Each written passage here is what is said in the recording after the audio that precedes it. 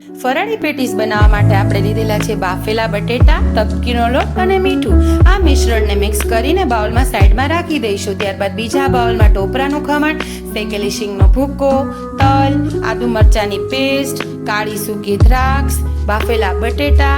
હવે એમાં આપણે સૂકા મસાલા એડ કરીશું, જેમાં આપણે લીધેલો છે 1 ચમચી ગરમ મસાલો, 1 ચમચી લાલ મરચું પાવડર, મીઠું સ્વાદ અનુસાર, 2 ચમચી ખાંડ પાવડર અને અડધા લીંબુનો રસ.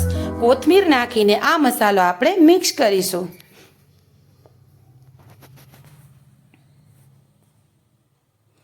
હવે આ મિશ્રણને આપણે સાઈડમાં રાખી દઈશું અને જે પેલું મિશ્રણ આપણે બાફેલા બટેટાનું બનાવેલું છે એમાંથી આપણે નાના નાના ગોળ બોલ બનાવીશું. હળવા હળવા હાથે આંગળીની મદદથી એને પ્રેસ કરીને રાઉન્ડ શેપ આપીશું અને એમાં આપણો બનાવેલો મસાલો, પેટીસનો મસાલો જે આપણે બનાવેલો છે એ એમાં મૂકી અને એને હળવા હળવા હાથે પ્રેસ કરીને રાઉન્ડ શેપ આપીશું. ત્યારબાદ આપણે જે તપકીરના લોટમાં એને ડીપ કરીને ધીમા ગેસે તેલમાં તળવા મૂકીશું જ્યાં સુધી તે બ્રાઉન કલરની ન થાય.